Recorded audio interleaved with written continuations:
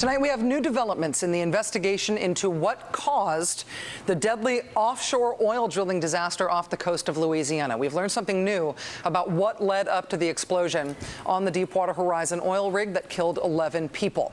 These new developments are not just about what was happening in terms of engineering on board the oil platform. They're about a specific decision that may have led to the explosion, to those 11 people's deaths, and to the still escalating disaster we are facing right now in the Gulf.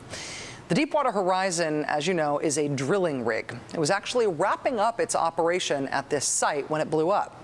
After drilling very deeply to the oil there, the Deepwater Horizon was on its way out. Its job was essentially done. Transocean, which owns the Deepwater Horizon rig, and BP, which was leasing it to get to the oil, they were in the process of temporarily capping the well that they had successfully drilled there. They were closing it up. Remember, these offshore oil rigs are mobile. They move around, which is why they're flagged like ships.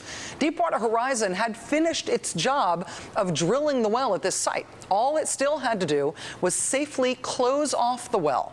So that well site would be ready for another production rig to come in and re-tap what the Deepwater Horizon had already drilled. And that second rig would actually extract the oil. That's what was going on the day of the explosion.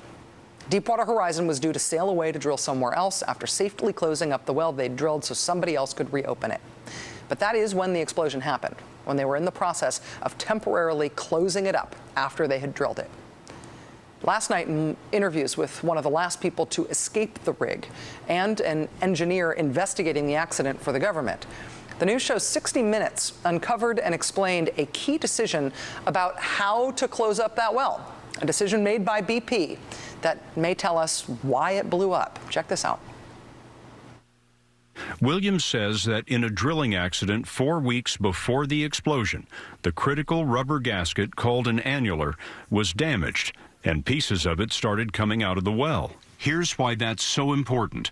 The annular is used to seal the well for pressure tests, and those tests determine whether dangerous gas is seeping in. So if the annular is damaged, if I understand you correctly, you can't do the pressure tests in a reliable way. That's correct. You may get pressure test recordings, but because you're leaking pressure, they're not reliable. The morning of the disaster, according to Williams, there was an argument in front of all of the men on the shift between the Transocean manager and the BP manager. Do you know what that argument was about? Yes. What was it? Who's boss? In finishing the well, the plan was to have a subcontractor, Halliburton, place 3 concrete plugs, like corks, in the column. The Transocean manager wanted to do this with the column full of heavy drilling fluid, what drillers call mud, to keep the pressure down below contained. But the BP manager wanted to begin to remove the mud before the last plug was set. That would reduce the pressure controlling the well before the plugs were finished. Why would BP want to do that? It expedites the subsequent steps. It's a matter of going faster. Faster, sure. Who won the argument? BP. If the mud had been left in the column, would there have been a blowout? It doesn't look like it. To do it BP's way, they had to be absolutely certain that the first 2 plugs were keeping the pressure down. That life or death test was done using the blowout preventer, which had the damaged gasket. So in other words, BP pressured Transocean to plug the well less safely because it would make getting the oil out of the well go faster. Transocean, which is responsible for sealing up this well safely, said we'd rather keep the drilling mud in there, but BP, which is paying the bills, won that argument with Transocean. BP got its way, and hours later, the plugging of the well failed, and the rig blew up, and 11 men died, and mass environmental disaster began. When asked to comment on the 60 Minutes report this morning, BP's Chief Operating Officer Doug Suttles told the CBS Early Show his focus is stopping the spill and that we should, quote, let the investigations finish up.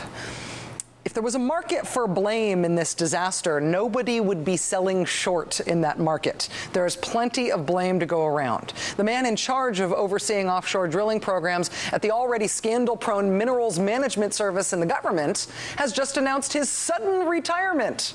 He was in charge of the office from 1995 to 2007 before getting promoted. His, quote, retirement comes conveniently enough just days after President Obama promised to end the cozy relationship between the Minerals Management Service and the oil industry it supposedly regulates. Meanwhile, the Minerals Management Service declined to testify in front of the Senate Homeland Security Committee today. Declined to testify.